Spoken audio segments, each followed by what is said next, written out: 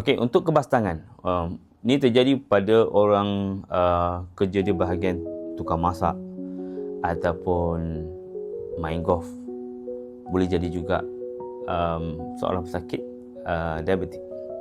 Jadi cara nak buat dia ialah untuk kebas tangan. Kebas tangan bukan awak urut di tapak tangan, tapi untuk minyak gasta berfungsi, masalah anda ialah kita urut bahagian tengah sini. Okey.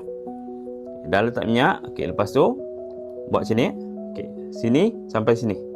Lebih kurang sini sampai ke sini je. Macam ni. Okey. Buat habis. Okey. Boleh buat 10 ke 30 kali. Okey. Poin seterusnya awak tarik je. Terus sampai ke bawah, sampai ke siku dalam.